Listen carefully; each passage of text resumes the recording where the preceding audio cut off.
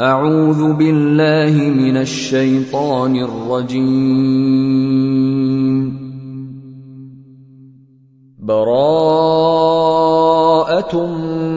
من الله ورسوله إلى الذين عاهدتم من المشركين.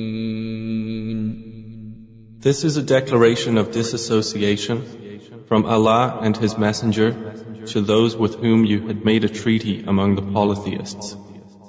فسيحوا في الأرض 4 أشهر واعلموا أنكم غير معجز الله وأن الله مخزي الكافرين.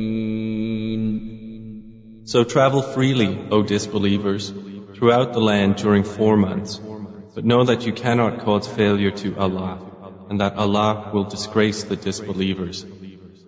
وَأَذَانٌ مِّنَ اللَّهِ وَرَسُولِهِ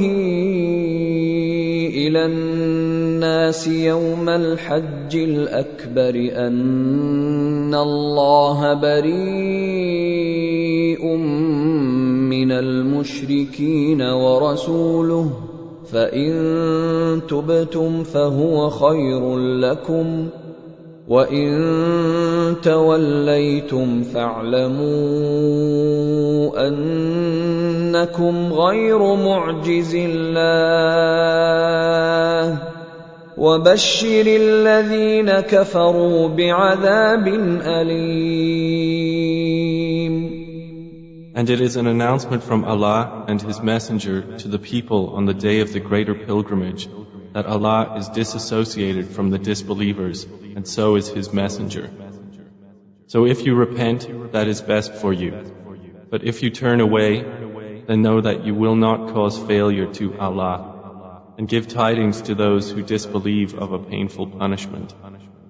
إِلَّا الَّذِينَ عَاهَدتُّم مِّنَ الْمُشْرِكِينَ ثُمَّ لَمْ يَنقُصُوكُمْ شَيْئًا وَلَمْ يُظَاهِرُوا عَلَيْكُمْ أَحَدًا فَأَتِمُّوا إِلَيْهِمْ عَهْدَهُمْ إِلَى مُدَّتِهِمْ إِنَّ اللَّهَ يُحِبُّ الْمُتَّقِينَ.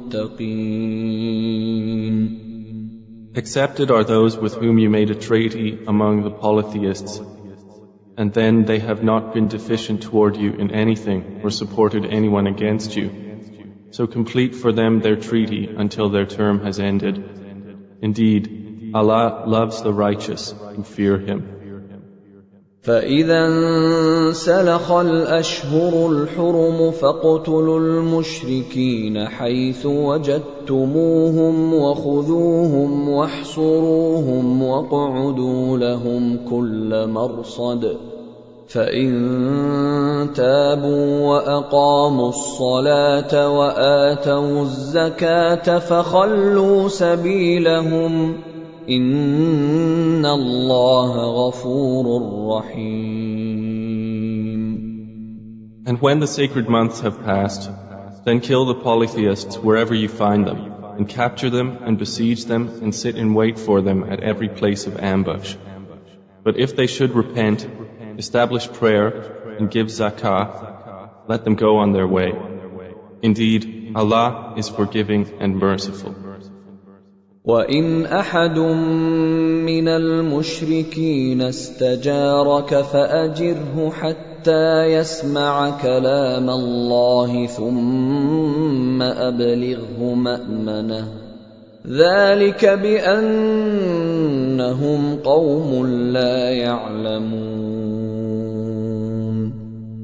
And if any one of the polytheists seeks your protection, then grant him protection so that he may hear the words of Allah. Then deliver him to his place of safety. That is because they are people who do not know. كيف يكون للمشركين عهد عند الله وعند رسوله إلا الذين عاهدتم عند المسجد الحرام فما استقاموا لكم فاستقيموا لهم إن الله يحب المتقين. How can there be for the polytheists a treaty in the sight of Allah and with His Messenger, except for those with whom you made a treaty at Al-Masjid Al-Haram? So as long as they are upright toward you, be upright toward them. Indeed, Allah loves the righteous who fear Him. كيف وإن يظهروا عليكم لا يرقبوا فيكم إلا ولا ذمة يرضونكم بأفواههم وتأبى قلوبهم وأكثرهم فاسقون. How can there be a treaty while, if they gain dominance over you, they do not observe concerning you any pact of kinship or covenant of protection? They satisfy you with their mouths, but their hearts refuse compliance, and most of them are defiantly disobedient. اشتروا بآيات الله ثمنا قليلا فصدوا عن سبيله إنهم ساء ما كانوا يعملون. They have exchanged the signs of Allah for a small price and averted people from His way. Indeed, it was evil that they were doing. لا يرقبون في مؤمن إلا ولا ذمة وأولئك هم المعتدون. They do not observe toward a believer any pact of kinship or covenant of protection, and it is they who are the transgressors. فإن تابوا وأقاموا الصلاة وآتوا الزكاة فإخوانكم في الدين ونفصل الآيات لقوم يعلمون. But if they repent, establish prayer, and give zakah, then they are your brothers in religion, and we detail the verses for a people who know. وَإِن نَكَثُوا أَيْمَانَهُم مِّن بَعْدِ عَهْدِهِمْ وَطَعَنُوا فِي دِينِكُمْ فَقَاتِلُوا أَئِمَّةَ الْكُفْرِ إِنَّهُمْ لَا أَيْمَانَ لَهُمْ لَعَلَّهُمْ يَنْتَهُونَ. And if they break their oaths after their treaty and defame your religion, then fight the leaders of disbelief. For indeed, there are no oaths sacred to them. Fight them that they might cease. ألا تقاتلون قوما نكثوا أيمانهم وهموا بإخراج الرسول وهم بدؤوكم أول مرة أتخشونهم فالله أحق أن تخشوه إن كنتم مؤمنين. Would you not fight a people who broke their oaths and determined to expel the messenger, and they had begun the attack upon you the first time? Do you fear them? But Allah has more right that you should fear Him if you are truly believers. قاتلوهم يعذبهم الله بأيديكم ويخزهم وينصركم عليهم ويشف صدور قوم مؤمنين. Fight them. Allah will punish them by your hands and will disgrace them and give you victory over them and satisfy the breasts of a believing people. وَيُذْهِبْ غَيْظَ قُلُوبِهِمْ وَيَتُوبُ اللَّهُ عَلَى مَن يَشَاءُ والله عليم حكيم. And removed the fury in the believers' hearts. And Allah turns in forgiveness to whom He wills, and Allah is knowing and wise. أَمْ حَسِبْتُمْ أَن تُتْرَكُوا وَلَمَّا يَعْلَمِ اللَّهُ الَّذِينَ جَاهَدُوا مِنكُمْ وَلَمْ يَتَّخِذُوا مِن دُونِ اللَّهِ وَلَا رَسُولِهِ وَلَا الْمُؤْمِنِينَ وَلِيجَةً وَاللَّهُ خَبِيرٌ بِمَا تَعْمَلُونَ. Do you think that you will be left as you are, while Allah has not yet made evident those among you who strive for His cause, and do not take other than Allah, His Messenger, and the believers as intimates?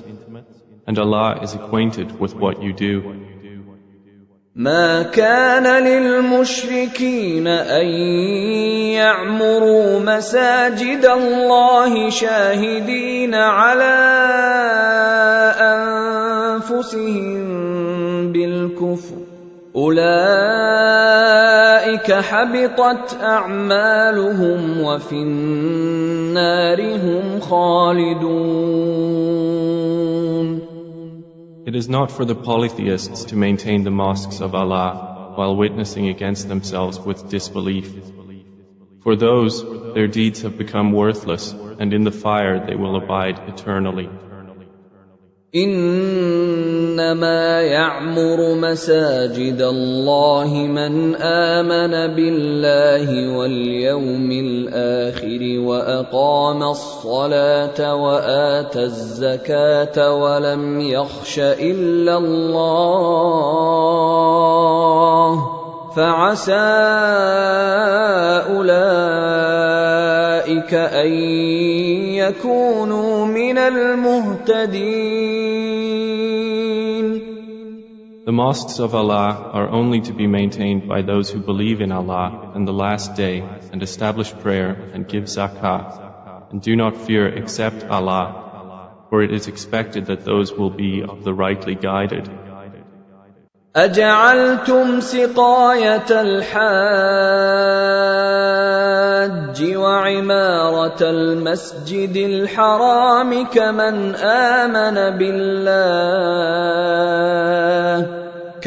آمن بالله واليوم الآخر وجاهد في سبيل الله لا يستوون عند الله والله لا يهدي القوم الظالمين. Have you made the providing of water for the pilgrim and the maintenance of Al-Masjid Al-Haram equal to the deeds of one who believes in Allah and the last day and strives in the cause of Allah? They are not equal in the sight of Allah, and Allah does not guide the wrongdoing people. الذين آمنوا وهاجروا وجاهدوا في سبيل الله بأموالهم وأنفسهم أعظم درجة عند الله وأولئك هم الفائزون.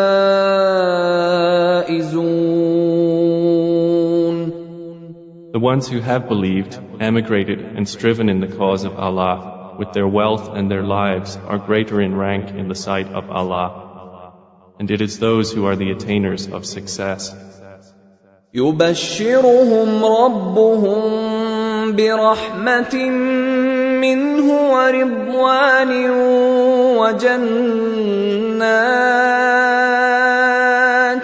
وجنات لهم فيها نعيم مقيم. Their Lord gives them good tidings of mercy from Him and approval and of gardens from them wherein is enduring pleasure. خالدين فيها أبدا إن الله عنده أجر عظيم. They will be abiding therein forever. Indeed, Allah has with Him a great reward. يا أيها الذين آمنوا لا تتخذوا آباءكم وإخوانكم أولياء إن استحبوا الكفر على الإيمان ومن يتولهم منكم فأولئك هم الظالمون. O you who have believed, do not take your fathers or your brothers as allies if they have preferred disbelief over belief, and whoever does so among you, then it is those who are the wrongdoers. قل إن كان آباؤكم وأبناؤكم وإخوانكم وأزواجكم وعشيرتكم وأموال اقترفتموها وتجارة تخشون كسادها ومساكن ترضونها أحب إليكم من الله ورسوله وجهاد في سبيله فتربصوا حتى يأتي الله بأمره والله لا يهدي القوم الفاسقين. Say, O Muhammad, if your fathers, your sons, your brothers, your wives, your relatives, wealth which you have obtained, commerce wherein you fear decline, and dwellings with which you are pleased are more beloved to you than Allah and His Messenger and jihad in His cause, then wait until Allah executes His command, and Allah does not guide the defiantly disobedient people. لقد نصركم الله في مواطن كثيرة ويوم حنين إذ أعجبتكم كثرتكم فلم تغن عنكم شيئا وضاقت عليكم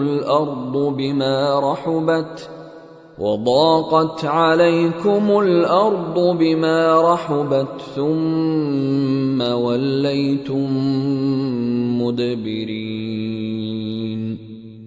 Allah has already given you victory in many regions, and even on the day of Hunayn, when your great number pleased you. But it did not avail you at all, and the earth was confining for you with its vastness. Then you turned back, fleeing. ثم أنزل الله سكينته على رسوله وعلى المؤمنين وأنزل جنودا لم تروها وعذب الذين كفروا وذلك جزاء الكافرين. Then Allah sent down His tranquility upon His messenger and upon the believers, and sent down angels whom you did not see, and punished those who disbelieved. And that is the recompense of the disbelievers. ثم يتوب الله من بعد ذلك على من يشاء والله غفور رحيم. Then Allah will accept repentance after that from whom He wills, and Allah is forgiving and merciful. يا أيها الذين آمنوا إنما المشركون نجس فلا يقربوا المسجد الحرام بعد عامهم هذا وإن خفتم عيلة فسوف يغنيكم الله من فضله إن شاء إن الله عليم حكيم. O you who have believed, indeed the polytheists are unclean, so let them not approach al-Masjid al-Haram after this their final year. And if you fear privation, Allah will enrich you from His bounty if He wills. Indeed, Allah is knowing and wise. قاتلوا الذين لا يؤمنون بالله ولا باليوم الآخر ولا يحرمون ما حرم الله ورسوله ولا يدينون دين الحق من الذين أوتوا الكتاب حتى يعطوا الجزية عن يد وهم صاغرون. Fight those who do not believe in Allah or in the last day, and who do not consider unlawful what Allah and His Messenger have made unlawful, and who do not adopt the religion of truth from those who were given the scripture. Fight until they give the jizyah willingly while they are humbled. وقالت اليهود عزير ابن الله وقالت النصارى المسيح ابن الله ذلك قولهم بأفواههم يضاهئون قول الذين كفروا من قبل قاتلهم الله أنى يؤفكون. The Jews say, Ezra is the son of Allah, and the Christians say, the Messiah is the son of Allah. That is their statement from their mouths. They imitate the saying of those who disbelieved before them. May Allah destroy them. How are they deluded? اتخذوا أحبارهم ورهبانهم أربابا من دون الله والمسيح ابن مريم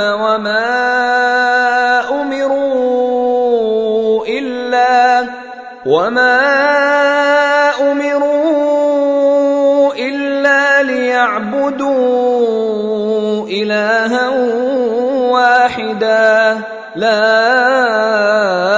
إله إلا هو سبحانه عما يشركون. They have taken their scholars and monks as lords besides Allah, and also the Messiah, the son of Mary. And they were not commanded except to worship one God.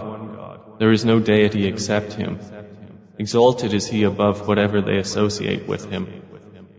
يريدون أن يطفئوا نور الله بأفواههم ويأبى الله إلا أن يتم نوره ولو كره الكافرون. They want to extinguish the light of Allah with their mouths, but Allah refuses except to perfect His light, although the disbelievers dislike it. هو الذي أرسل رسوله بالهدى ودين الحق ليظهره على الدين كله ولو كره المشركون. It is He who has sent His messenger with guidance and the religion of truth to manifest it over all religion, although they who associate others with Allah dislike it. يا أيها الذين آمنوا إن كثيرا من الأحبار والرهبان ليأكلون أموال الناس بالباطل ويصدون عن سبيل الله والذين يكنزون الذهب والفضة ولا ينفقونها في سبيل الله فبشرهم بعذاب أليم. O you who have believed, indeed many of the scholars and the monks devour the wealth of people unjustly and avert them from the way of Allah. And those who hoard gold and silver and spend it not in the way of Allah, give them tidings of a painful punishment. يوم يحمى عليها في نار جهنم فتكوى بها جباههم وجنوبهم وظهورهم هذا ما كنزتم لأنفسكم فذوقوا ما كنتم تكنزون. The day when it will be heated in the fire of hell and seared therewith will be their foreheads, their flanks, and their backs. It will be said, "This is what you hoarded for yourself. So taste what you used to hoard." إن عدة الشهور عند الله 12 شهرا في كتاب الله يوم خلق السماوات والأرض منها 4 حرم ذلك الدين القيم فلا تظلموا فيهن أنفسكم وقاتلوا المشركين كافة كما يقاتلونكم كافة واعلموا أن الله مع المتقين. Indeed, the number of months with Allah is 12 lunar months in the register of Allah from the day He created the heavens and the earth. Of these 4 are sacred. That is the correct religion. So do not wrong yourselves during them. And fight against the disbelievers collectively as they fight against you collectively. And know that Allah is with the righteous who fear Him. إنما النسيء زيادة في الكفر يضل به الذين كفروا يحلونه عاما ويحرمونه عاما ليواطئوا عدة ما حرم الله فيحلوا ما حرم الله زين لهم سوء أعمالهم والله لا يهدي القوم الكافرين. Indeed, the postponing of restriction within sacred months is an increase in disbelief by which those who have disbelieved are led further astray. They make it lawful one year and unlawful another year to correspond to the number made unlawful by Allah, and thus make lawful what Allah has made unlawful. Made pleasing to them is the evil of their deeds, and Allah does not guide the disbelieving people. يا أيها الذين آمنوا ما لكم إذا قيل لكم انفروا في سبيل الله اثاقلتم إلى الأرض أرضيتم بالحياة الدنيا من الآخرة فما متاع الحياة الدنيا في الآخرة إلا قليل. O you who have believed, what is the matter with you that, when you are told to go forth in the cause of Allah, you adhere heavily to the earth? Are you satisfied with the life of this world rather than the hereafter? But what is the enjoyment of worldly life compared to the hereafter, except a very little? إلا تنفروا يعذبكم عذابا أليما ويستبدل قوما غيركم ولا تضروه شيئا والله على كل شيء قدير. If you do not go forth, He will punish you with a painful punishment and will replace you with another people, and you will not harm him at all. And Allah is over all things competent. إلا تنصروه فقد نصره الله إذ أخرجه الذين كفروا إذ أخرجه الذين كفروا ثاني اثنين إذ هما في الغار إذ يقول لصاحبه لا تحزن إن الله معنا فأنزل الله سكينته عليه وأيده بجنود لم تروها وجعل كلمة الذين كفروا السفلى وكلمة الله هي العليا والله عزيز حكيم.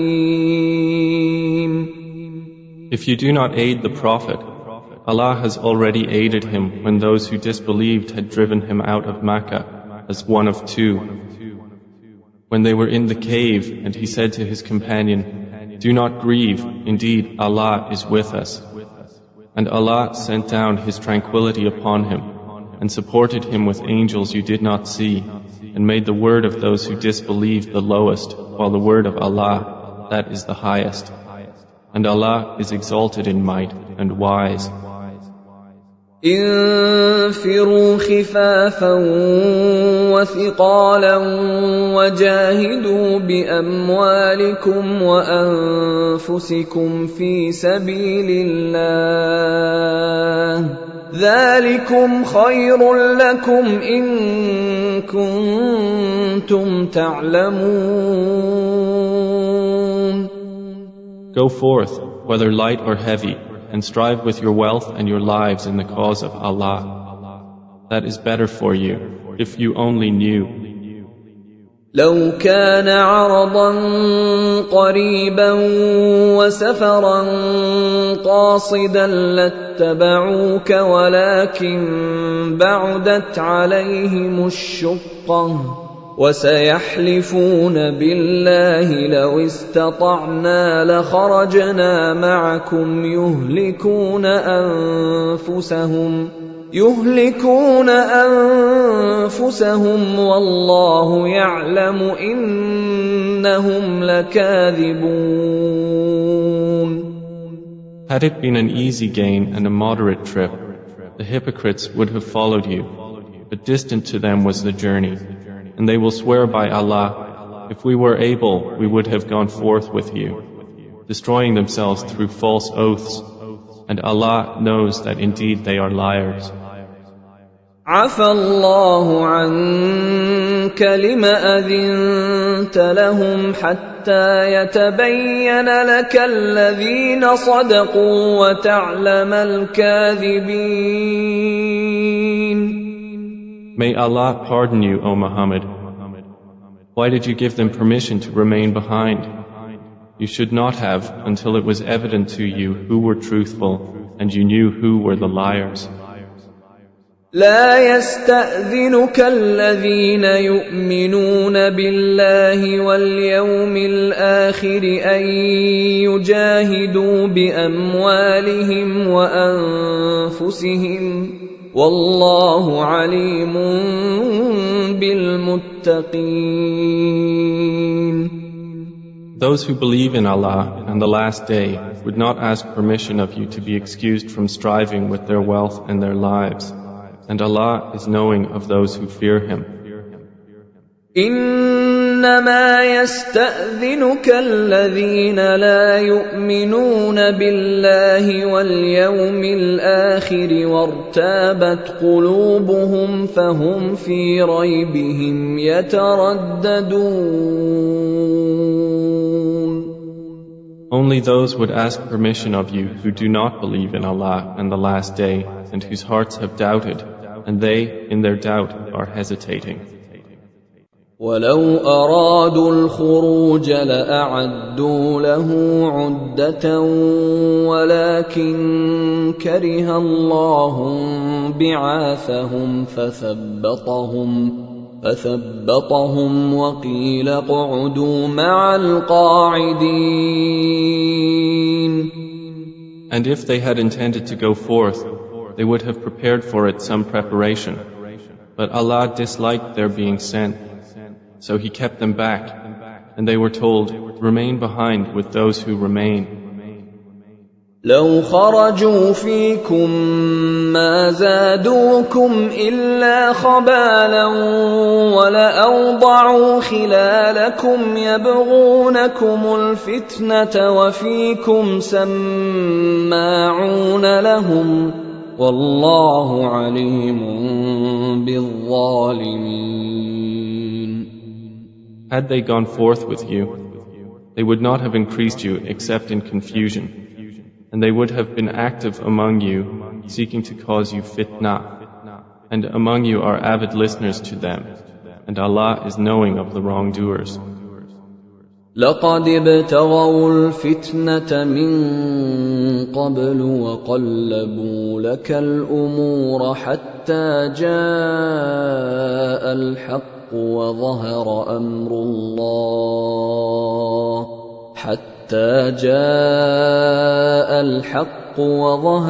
أمر الله وهم كارهون. They had already desired dissension before and had upset matters for you until the truth came and the ordinance of Allah appeared while they were averse. ومنهم من يقول ائذن لي ولا تفتني ألا في الفتنة سقطوا وإن جهنم لمحيطة بالكافرين. And among them is he who says, "Permit me to remain at home and do not put me to trial." Unquestionably, into trial they have fallen, and indeed, hell will encompass the disbelievers. إن تصبك حسنة تسؤهم وإن تصبك مصيبة يقولوا قد أخذنا أمرنا من قبل ويتولوا وهم فرحون. If good befalls you, it distresses them. But if disaster strikes you, they say, "We took our matter in hand before," and turn away while they are rejoicing. قل لن يصيبنا إلا ما كتب الله لنا هو مولانا وعلى الله فليتوكل المؤمنون. Say, never will we be struck except by what Allah has decreed for us. He is our protector. And upon Allah let the believers rely.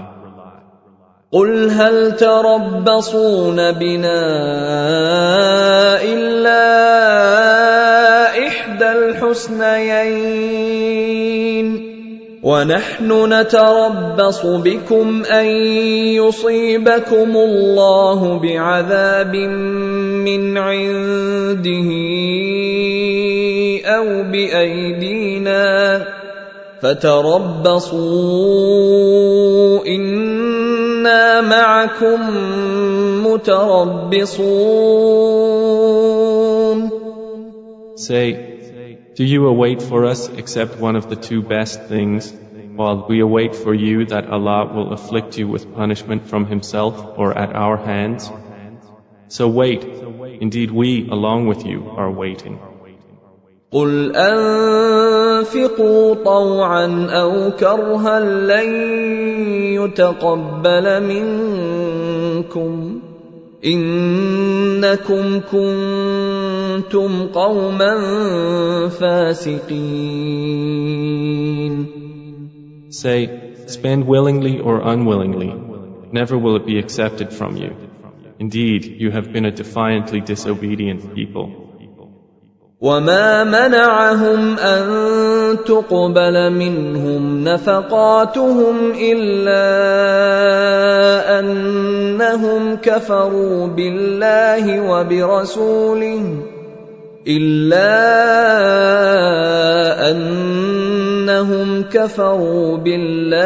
وبرسوله ولا يأتون الصلاة إلا وهم كسالى ولا ينفقون إلا وهم كارهون. And what prevents their expenditures from being accepted from them, but that they have disbelieved in Allah and in His Messenger, and that they come not to prayer except while they are lazy, and that they do not spend except while they are unwilling. فلا تعجبك أموالهم ولا أولادهم إنما يريد الله ليعذبهم بها في الحياة الدنيا وتزهق أنفسهم وهم كافرون. So let not their wealth or their children impress you. Allah only intends to punish them through them in worldly life, and that their souls should depart at death while they are disbelievers. وَيَحْلِفُونَ بِاللَّهِ إِنَّهُمْ لَمِنكُمْ وَمَا هُمْ مِنكُمْ وَلَكِنَّهُمْ قَوْمٌ يَفْرَقُونَ.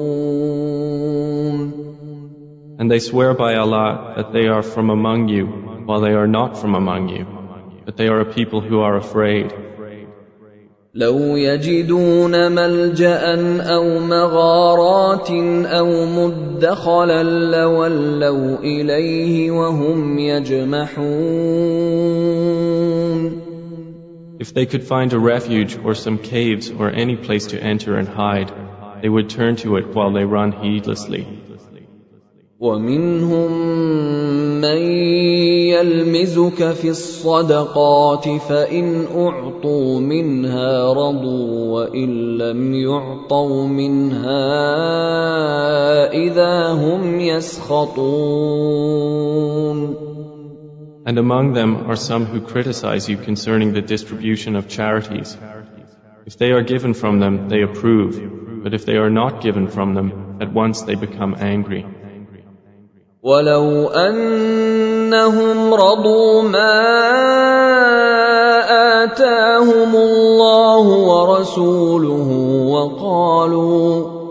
وقالوا حسبنا الله سيؤتينا الله من فضله ورسوله إنا إلى الله راغبون. If only they had been satisfied with what Allah and His Messenger gave them, and said, "Sufficient for us is Allah. Allah will give us of His bounty, and so will His Messenger. Indeed, we are desirous toward Allah. It would have been better for them." إنما الصدقات للفقراء والمساكين والعاملين عليها والمؤلفة قلوبهم وفي الرقاب والغارمين وفي سبيل الله وابن السبيل فريضة من الله والله عليم حكيم. Zakah expenditures are only for the poor and for the needy, and for those employed to collect zakah, and for bringing hearts together for Islam, and for freeing captives or slaves, and for those in debt, and for the cause of Allah, and for the stranded traveler, an obligation imposed by Allah, and Allah is knowing and wise. ومنهم الذين يؤذون النبي ويقولون هو أذن قل أذن خير لكم يؤمن بالله ويؤمن للمؤمنين ورحمة للذين آمنوا منكم والذين يؤذون رسول الله لهم عذاب أليم. And among them are those who abuse the Prophet and say, "He is an ear." Say, "It is an ear of goodness for you that believes in Allah and believes the believers, and is a mercy to those who believe among you. And those who abuse the Messenger of Allah, for them is a painful punishment." يحلفون بالله لكم ليرضوكم والله ورسوله أحق أن يرضوه إن كانوا مؤمنين. They swear by Allah to you Muslims to satisfy you, but Allah and His Messenger are more worthy for them to satisfy if they should be believers. أَلَمْ يَعْلَمُوا أَنَّهُ مَن يُحَادِدِ اللَّهَ وَرَسُولَهُ فَأَنَّ لَهُ نَارَ جَهَنَّمَ خَالِدًا فِيهَا ذَلِكَ الْخِزْيُ الْعَظِيمُ. Do they not know that whoever opposes Allah and His Messenger, that for him is the fire of hell, wherein he will abide eternally? That is the great disgrace. يحذر المنافقون أن تنزل عليهم سورة تنبئهم بما في قلوبهم قل استهزئوا إن الله مخرج ما تحذرون. The hypocrites are apprehensive lest a surah be revealed about them, informing them of what is in their hearts. Say, mock as you wish. Indeed, Allah will expose that which you fear.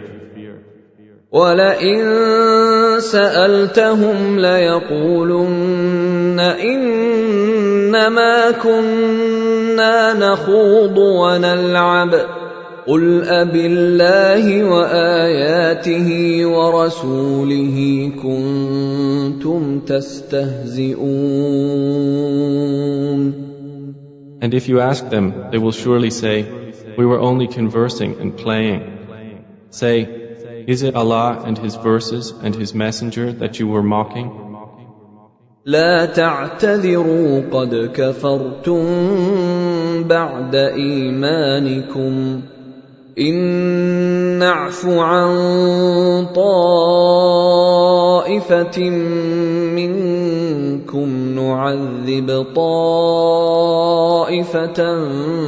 بأنهم كانوا مجرمين. Make no excuse, you have disbelieved after your belief.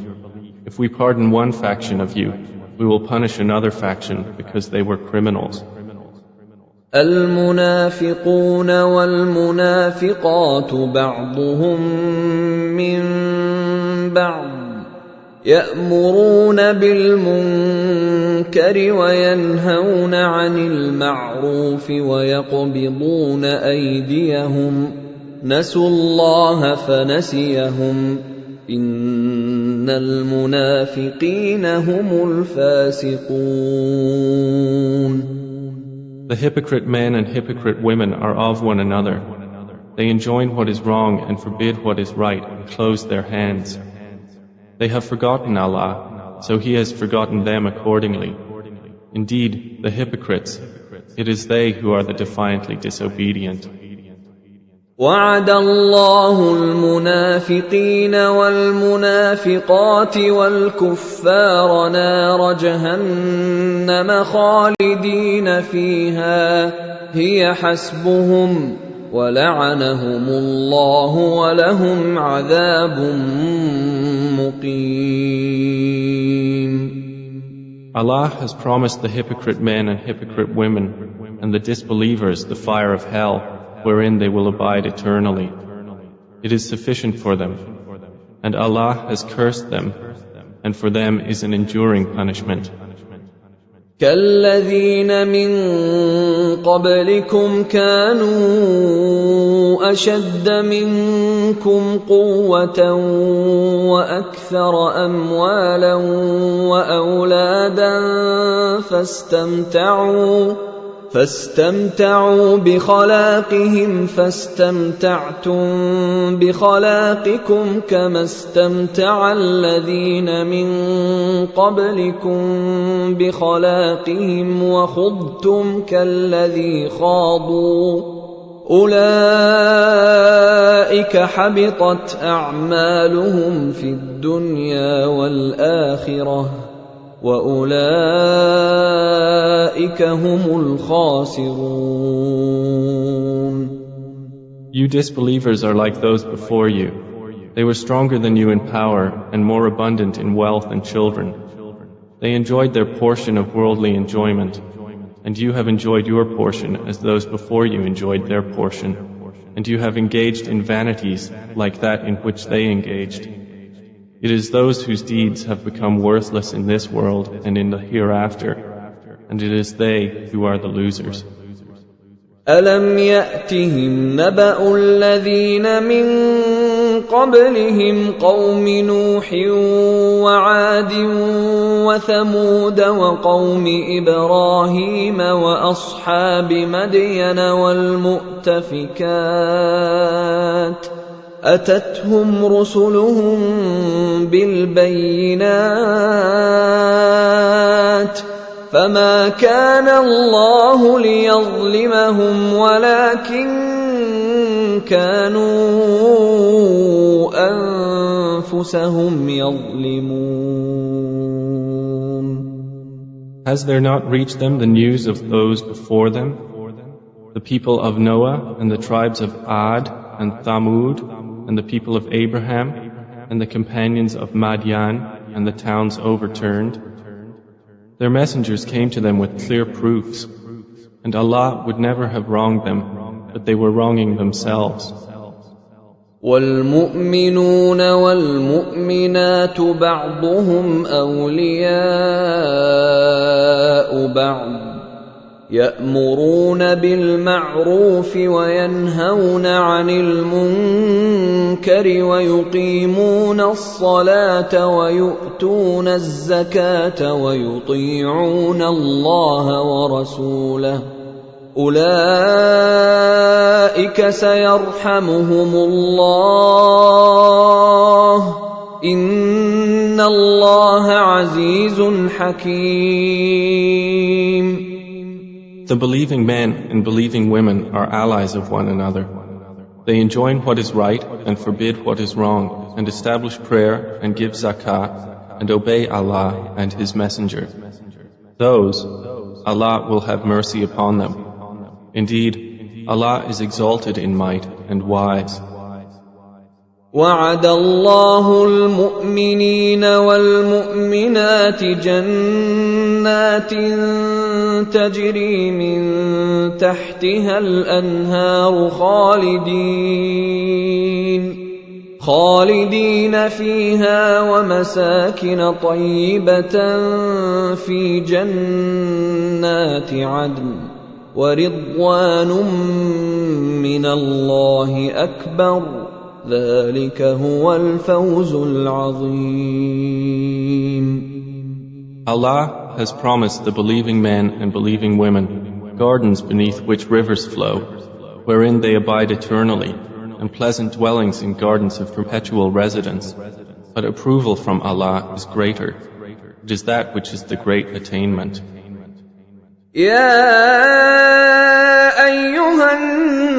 النبي جاهد الكفار والمنافقين واغلظ عليهم ومأواهم جهنم وبئس المصير. O Prophet, fight against the disbelievers and the hypocrites and be harsh upon them, and their refuge is hell, and wretched is the destination. يحلفون بالله ما قالوا ولقد قالوا كلمة الكفر وكفروا بعد إسلامهم وهموا بما لم ينالوا وما نقموا إلا أن أغناهم الله ورسوله من فضله فإن يتوبوا يك خيرا لهم وإن يتولوا يعذبهم الله عذابا أليما في الدنيا والآخرة وما لهم في الأرض من ولي ولا نصير. They swear by Allah that they did not say anything against the Prophet, while they had said the word of disbelief and disbelieved after their pretense of Islam and planned that which they were not to attain. And they were not resentful except for the fact that Allah and His Messenger had enriched them of His bounty. So if they repent, it is better for them. But if they turn away, Allah will punish them with a painful punishment in this world and the hereafter, and there will not be for them on earth any protector or helper. وَمِنْهُمْ مَنْ عَاهَدَ اللَّهَ لَئِنْ آتَانَا مِنْ فَضْلِهِ لَنَصَّدَّقَنَّ وَلَنَكُونَنَّ مِنَ الصَّالِحِينَ. And among them are those who made a covenant with Allah, saying, if He should give us from His bounty, we will surely spend in charity, and we will surely be among the righteous. فَلَمَّا آتَاهُم مِّن فَضْلِهِ بَخِلُوا بِهِ وَتَوَلَّوْا وَهُم مُّعْرِضُونَ. But when He gave them from His bounty, they were stingy with it and turned away while they refused.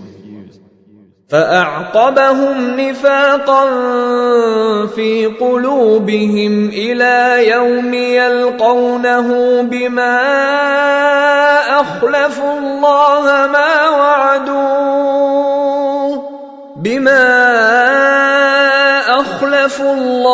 مَا وَعَدُوهُ وَبِمَا كَانُوا يَكْذِبُونَ. So He penalized them with hypocrisy in their hearts until the day they will meet Him, because they failed Allah in what they promised Him and because they habitually used to lie. أَلَمْ يَعْلَمُوا أَنَّ اللَّهَ يَعْلَمُ سِرَّهُمْ وَنَجْوَاهُمْ وَأَنَّ اللَّهَ عَلَّامُ الْغُيُوبِ. Did they not know that Allah knows their secrets and their private conversations, and that Allah is the knower of the unseen? الَّذِينَ يَلْمِزُونَ الْمُطَّوِّعِينَ مِنَ الْمُؤْمِنِينَ فِي الصَّدَقَاتِ وَالَّذِينَ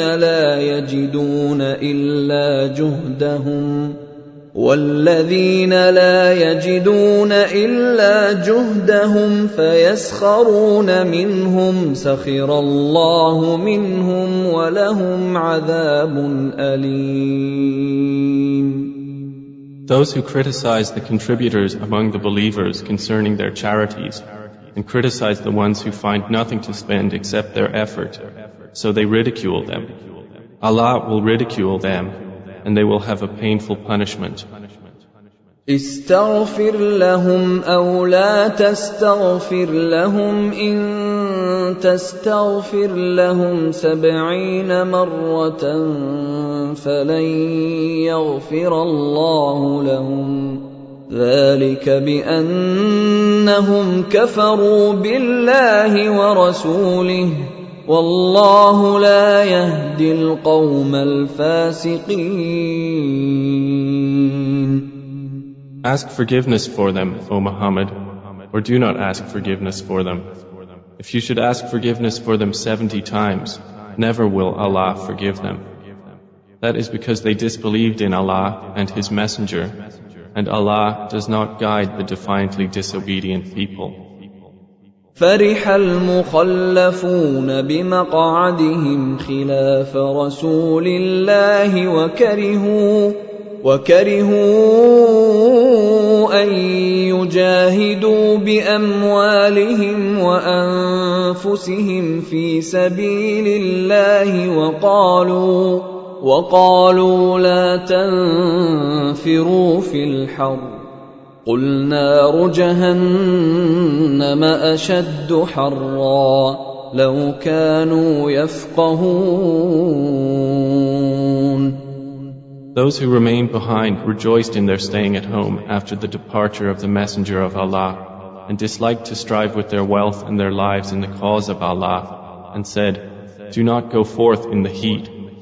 Say, the fire of hell is more intense in heat, if they would but understand.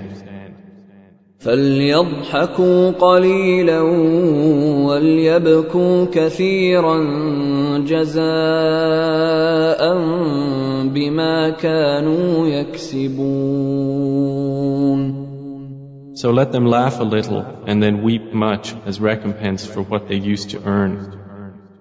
فإن رجعك الله إلى طائفة منهم فاستأذنوك للخروج فقل لن تخرجوا معي أبدا ولن تقاتلوا معي عدوا إنكم رضيتم بالقعود أول مرة فاقعدوا مع الخالفين. If Allah should return you to a faction of them after the expedition, and then they ask your permission to go out to battle, say, you will not go out with me ever, and you will never fight with me an enemy. Indeed, you were satisfied with sitting at home the first time, so sit now with those who stay behind. ولا تصل على أحد منهم مات أبدا ولا تقم على قبره إنهم كفروا بالله ورسوله وماتوا وهم فاسقون. And do not pray the funeral prayer, O Muhammad, over any of them who has died, ever, or stand at his grave. Indeed, they disbelieved in Allah and His Messenger, and died while they were defiantly disobedient. ولا تعجبك أموالهم وأولادهم إنما يريد الله أن يعذبهم بها في الدنيا وتزهق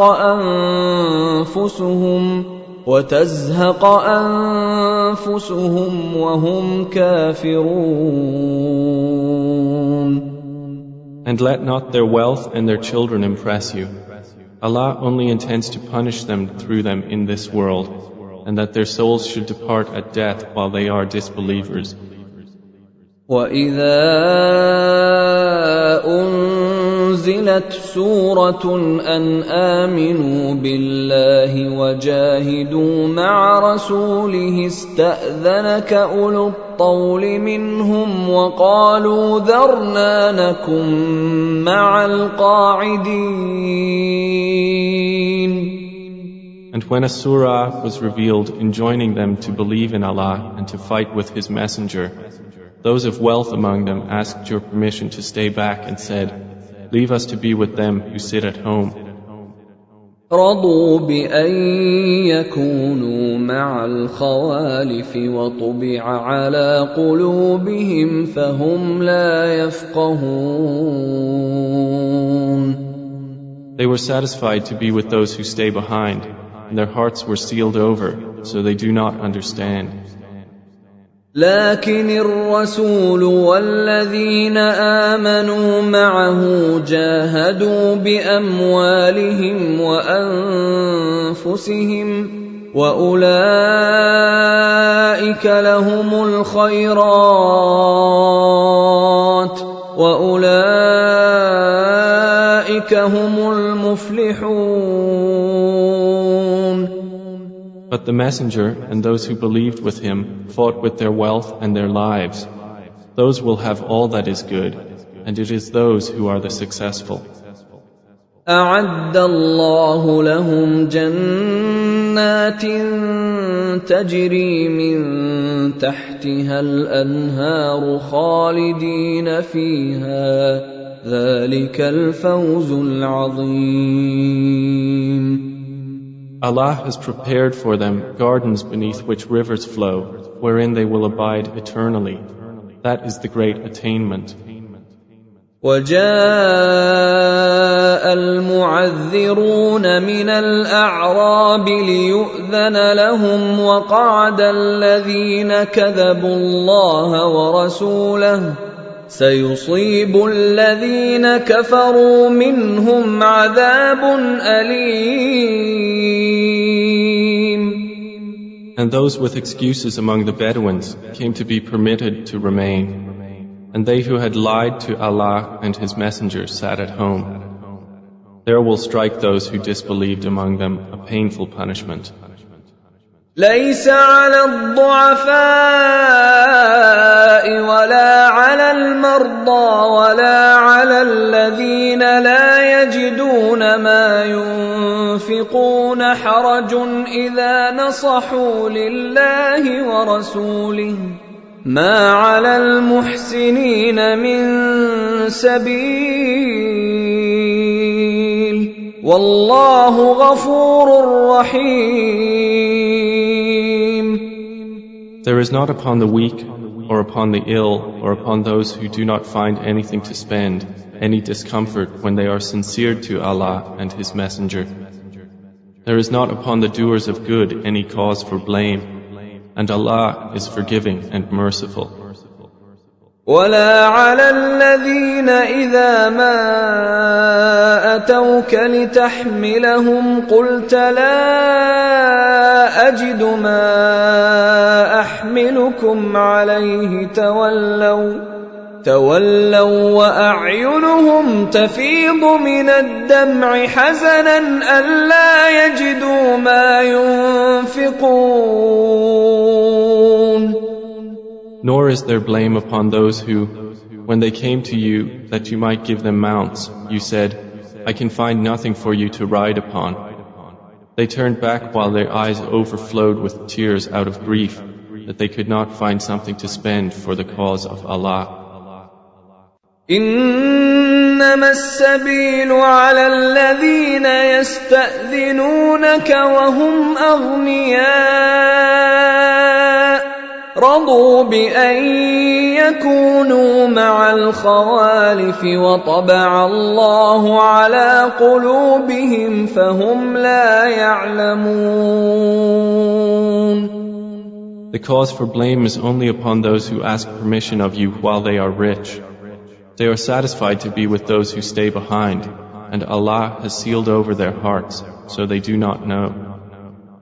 يعتذرون إليكم إذا رجعتم إليهم قل لا تعتذروا لن نؤمن لكم قد نبأنا الله من أخباركم وسيرى الله عملكم ورسوله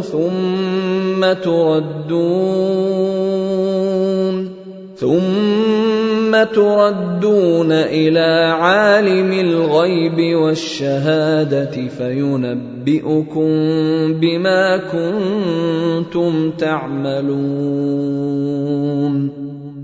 They will make excuses to you when you have returned to them. Say, make no excuse, never will we believe you. Allah has already informed us of your news, and Allah will observe your deeds, and so will His Messenger. Then you will be taken back to the knower of the unseen and the witnessed, and He will inform you of what you used to do.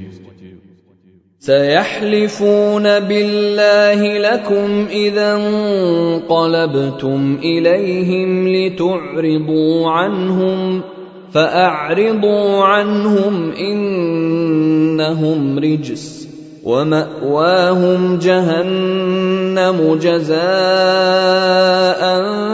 بما كانوا يكسبون. They will swear by Allah to you when you return to them that you would leave them alone. So leave them alone. Indeed, they are evil, and their refuge is hell as recompense for what they had been earning.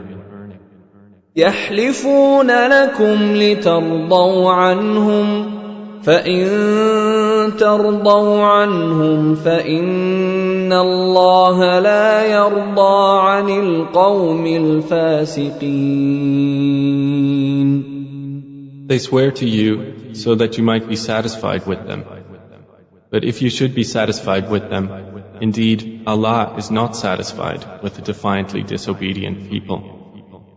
الأعراب أشد كفرا ونفاقا وأجدر ألا يعلموا حدود ما أنزل الله على رسوله والله عليم حكيم.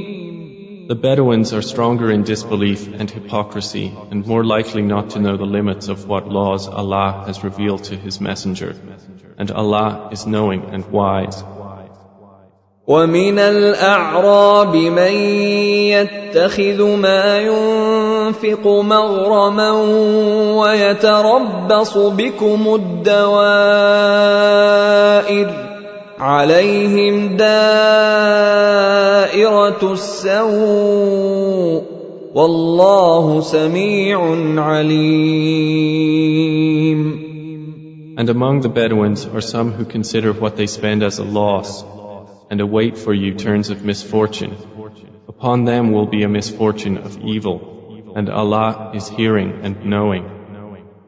وَمِنَ الْأَعْرَابِ مَن يُؤْمِنُ بِاللَّهِ وَالْيَوْمِ الْآخِرِ وَيَتَّخِذُ مَا يُنفِقُ قُرُبَاتٍ عِندَ اللَّهِ وَصَلَوَاتِ الرَّسُولِ أَلَا إِنَّهَا قُرْبَةٌ لَهُمْ سَيُدْخِلُهُمُ اللَّهُ فِي رَحْمَتِهِ إِنَّ اللَّهَ غَفُورٌ رَحِيمٌ. But among the Bedouins are some who believe in Allah and the Last Day and consider what they spend as means of nearness to Allah and of obtaining invocations of the Messenger. Unquestionably, it is a means of nearness for them. Allah will admit them to His mercy. Indeed, Allah is forgiving and merciful. والسابقون الأولون من المهاجرين والأنصار والذين اتبعوهم بإحسان رضي الله عنهم ورضوا عنه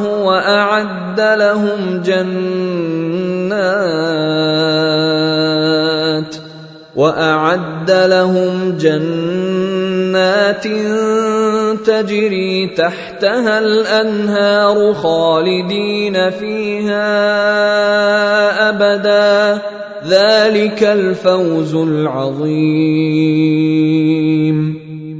And the first forerunners in the faith among the Muhajireen and the Ansar and those who followed them with good conduct. Allah is pleased with them and they are pleased with Him. And He has prepared for them gardens beneath which rivers flow, wherein they will abide forever. That is the great attainment. وَمِمَّنْ حَوْلَكُمْ مِنَ الْأَعْرَابِ مُنَافِقُونَ وَمِنْ أَهْلِ الْمَدِينَةِ مَرَدُوا عَلَى النِّفَاقِ لَا تَعْلَمُهُمْ نَحْنُ نَعْلَمُهُمْ سَنُعَذِّبُهُمْ مرتين ثم يردون إلى عذاب عظيم. And among those around you of the Bedouins are hypocrites, and also from the people of Medina. They have become accustomed to hypocrisy. You, O Muhammad, do not know them, but we know them. We will punish them twice in this world, then they will be returned to a great punishment. وآخرون اعترفوا بذنوبهم خلطوا عملا صالحا وآخر سيئا عسى الله أن يتوب عليهم إن الله غفور رحيم. And there are others who have acknowledged their sins. They had mixed a righteous deed with another that was bad. Perhaps Allah will turn to them in forgiveness. Indeed, Allah is forgiving and merciful. خذ من أموالهم صدقة تطهرهم وتزكيهم بها وصل عليهم إن صلاتك سكن لهم والله سميع عليم. Take, O Muhammad, from their wealth a charity by which you purify them and cause them increase, and invoke Allah's blessings upon them. Indeed, your invocations are reassurance for them, and Allah is hearing and knowing. أَلَمْ يَعْلَمُوا أَنَّ اللَّهَ هُوَ يَقْبَلُ التَّوْبَةَ عَنْ عِبَادِهِ وَيَأْخُذُ الصَّدَقَاتِ وَأَنَّ اللَّهَ هُوَ التَّوَّابُ الرَّحِيمُ. Do they not know that it is Allah who accepts repentance from His servants and receives charities, and that it is Allah who is the accepting of repentance, the merciful? وَقُلِ اعْمَلُوا فَسَيَرَى اللَّهُ عَمَلَكُمْ وَرَسُولُهُ وَالْمُؤْمِنُونَ وَسَتُرَدُّونَ إِلَى عَالِمِ الْغَيْبِ وَالشَّهَادَةِ فَيُنَبِّئُكُم بِمَا كُنتُمْ تَعْمَلُونَ. And say, do as you will, for Allah will see your deeds, and so will His Messenger and the believers. And you will be returned to the knower of the unseen and the witnessed, and He will inform you of what you used to do. وَآخَرُونَ مُرْجَوْنَ لِأَمْرِ اللَّهِ إِمَّا يُعَذِّبُهُمْ وَإِمَّا يَتُوبُ عَلَيْهِمْ وَاللَّهُ عَلِيمٌ حَكِيمٌ. And there are others deferred until the command of Allah, whether He will punish them or whether He will forgive them. And Allah is knowing and wise. وَالَّذِينَ اتَّخَذُوا مَسْجِدًا ضِرَارًا وَكُفْرًا وَتَفْرِيقًا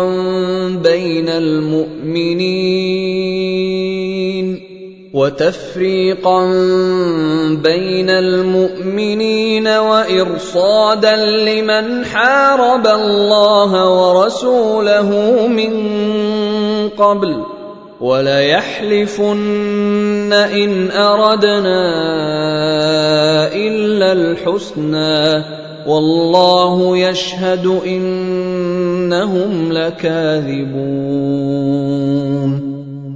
And there are those hypocrites who took for themselves a mosque for causing harm and disbelief and division among the believers, and as a station for whoever had warred against Allah and His Messenger before. And they will surely swear, we intended only the best, and Allah testifies that indeed they are liars. لا تقم فيه أبدا لمسجد أسس على التقوى من أول يوم أحق أن تقوم فيه رجال يحبون أن يتطهروا والله يحب المطهرين. Do not stand for prayer within it, ever. A mosque founded on righteousness from the first day is more worthy for you to stand in. Within it are men who love to purify themselves, and Allah loves those who purify themselves. أفمن أسس بنيانه على تقوى من الله ورضوان خير أم من أسس بنيانه على شفا جرف هار فانهار به في نار جهنم والله لا يهدي القوم الظالمين. Then is one who laid the foundation of his building on righteousness with fear from Allah and seeking His approval better, or one who laid the foundation of his building on the edge of a bank about to collapse, so it collapsed with him into the fire of hell, and Allah does not guide the wrongdoing people. لا يزال بنيانهم الذي بنوا ريبة في قلوبهم إلا أن تقطع قلوبهم والله عليم حكيم. Their building which they built will not cease to be a cause of skepticism in their hearts until their hearts are stopped. And Allah is knowing and wise. إن الله اشترى من المؤمنين أنفسهم وأموالهم بأن لهم الجنة يقاتلون في سبيل الله فيقتلون ويقتلون وعدا عليه حقا في التوراة والإنجيل والقرآن ومن أوفى بعهده من الله فاستبشروا ببيعكم الذي بايعتم به وذلك هو الفوز العظيم. Indeed, Allah has purchased from the believers their lives and their properties in exchange for that they will have paradise. They fight in the cause of Allah, so they kill and are killed. It is the true promise binding upon him in the Torah and the Gospel and the Quran. And who is truer to his covenant than Allah? So rejoice in your transaction which you have contracted, and it is that which is the great attainment. التائبون العابدون الحامدون السائحون الراكعون الساجدون الآمرون بالمعروف والناهون عن المنكر والحافظون لحدود الله وبشر المؤمنين. Such believers are the repentant, the worshippers, the praisers of Allah, the travelers for His cause, those who bow and prostrate in prayer, those who enjoin what is right and forbid what is wrong, and those who observe the limits set by Allah, and give good tidings to the believers. ما كان للنبي والذين آمنوا أن يستغفروا للمشركين ولو كانوا أولي قربى من بعد ما تبين لهم أنهم أصحاب الجحيم. It is not for the Prophet and those who have believed to ask forgiveness for the polytheists, even if they were relatives, after it has become clear to them that they are companions of hellfire. وما كان استغفار إبراهيم لأبيه إلا عن موعدة وعدها إياه فلما تبين له أنه عدو لله تبرأ منه إن إبراهيم لأواه حليم. And the request of forgiveness of Abraham for his father was only because of a promise he had made to him. But when it became apparent to Abraham that his father was an enemy to Allah, he dissociated himself from him. Indeed was Abraham compassionate and patient. وما كان الله ليضل قوما بعد إذ هداهم حتى يبين لهم ما يتقون إن الله بكل شيء عليم. And Allah would not let a people stray after He has guided them until He makes clear to them what they should avoid. Indeed, Allah is knowing of all things. إن الله له ملك السماوات والأرض يحيي ويميت وما لكم من دون الله من ولي ولا نصير. Indeed, to Allah belongs the dominion of the heavens and the earth. He gives life and causes death. And you have not besides Allah any protector or any helper. لقد تاب الله على النبي والمهاجرين والأنصار الذين اتبعوه في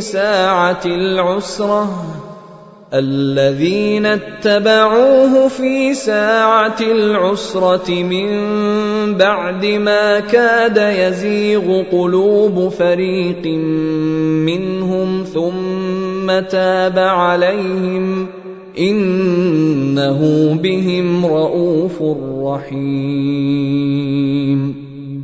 Allah has already forgiven the Prophet and the Muhajireen and the Ansar who followed him in the hour of difficulty, after the hearts of a party of them had almost inclined to doubt, and then he forgave them.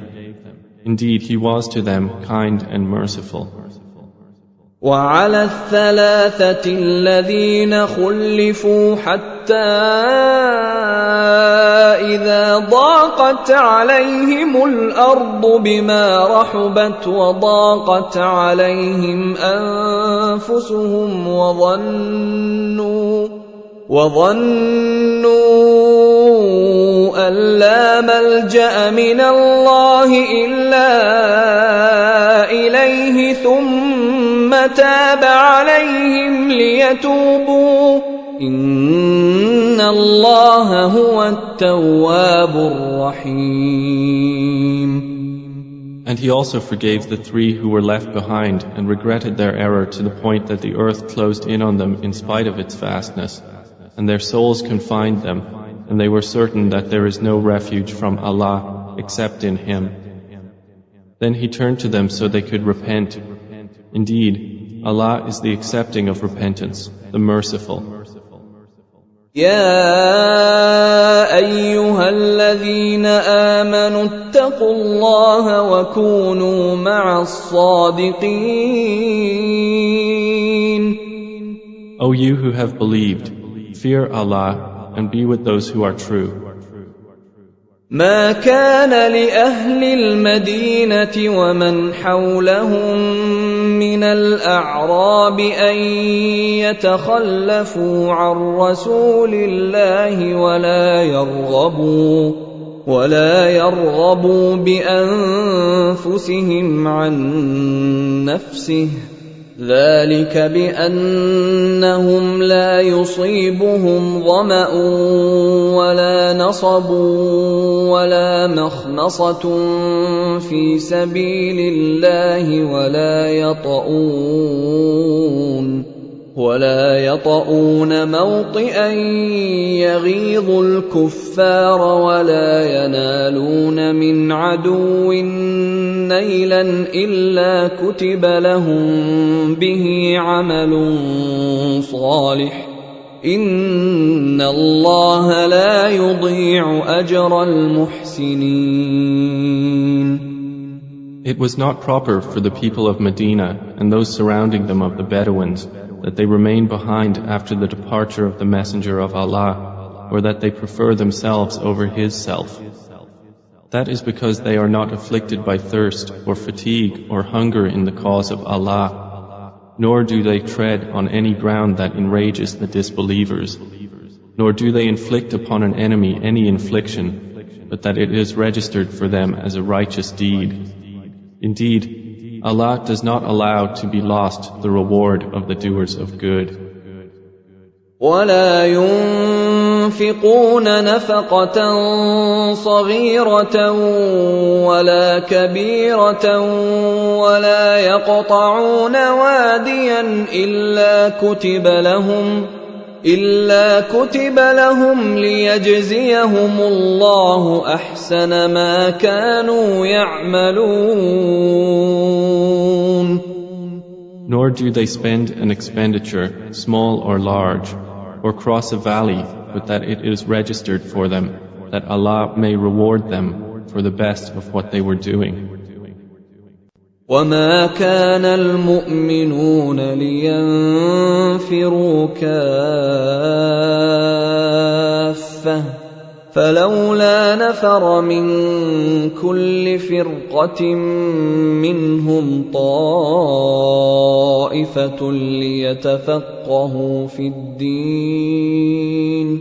ليتفقهوا في الدين ولينذروا قومهم إذا رجعوا إليهم لعلهم يحذرون. And it is not for the believers to go forth to battle all at once, for there should separate from every division of them a group remaining to obtain understanding in the religion and warn their people when they return to them that they might be cautious. يا أيها الذين آمنوا قاتلوا الذين يلونكم من الكفار وليجدوا فيكم غلظة واعلموا أن الله مع المتقين. O you who have believed, fight those adjacent to you of the disbelievers, and let them find in you harshness, and know that Allah is with the righteous. وَإِذَا مَا أُنزِلَتْ سُورَةٌ فَمِنْهُم مَّن يَقُولُ أَيُّكُمْ زَادَتْهُ هَٰذِهِ إِيمَانًا فَأَمَّا الَّذِينَ آمَنُوا فَزَادَتْهُمْ إِيمَانًا وَهُمْ يَسْتَبْشِرُونَ. And whenever a surah is revealed, there are among the hypocrites those who say, "Which of you has this increased in faith?" As for those who believed, it has increased them in faith, while they are rejoicing. وَأَمَّا الَّذِينَ فِي قُلُوبِهِم مَّرَضٌ فَزَادَتْهُمْ رِجْسًا إِلَىٰ رِجْسِهِمْ وَمَاتُوا وَهُمْ كَافِرُونَ.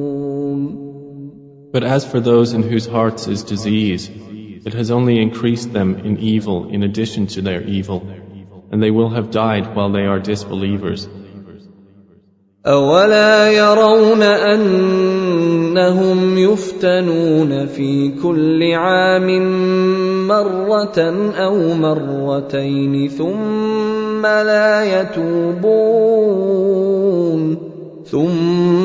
لَا يَتُوبُونَ وَلَا هُمْ يَذَّكَّرُونَ. Do they not see that they are tried every year once or twice, but then they do not repent, nor do they remember? وَإِذَا مَا أُنزِلَتْ سُورَةٌ نَظَرَ بَعْضُهُمْ إِلَىٰ بَعْضٍ هَلْ يَرَاكُم مِّنْ أَحَدٍ ثُمَّ انصَرَفُوا صَرَفَ اللَّهُ قُلُوبَهُم بِأَنَّهُمْ قَوْمٌ لَّا يَفْقَهُونَ. And whenever a surah is revealed, they look at each other saying, "Does anyone see you?" And then they dismiss themselves. Allah has dismissed their hearts because they are a people who do not understand. لَقَدْ جَاءَكُمْ رَسُولٌ مِّنْ أَنفُسِكُمْ عَزِيزٌ عَلَيْهِ مَا عَنِتُّمْ حريص عليكم بالمؤمنين رؤوف رحيم. There has certainly come to you a messenger from among yourselves. Grievous to him is what you suffer. He is concerned over you, and to the believers is kind and merciful. فَإِن تَوَلَّوْا فَقُلْ حَسْبِيَ اللَّهُ لَا إِلَٰهَ إِلَّا هُوَ عَلَيْهِ تَوَكَّلْتُ وَهُوَ رَبُّ الْعَرْشِ الْعَظِيمِ.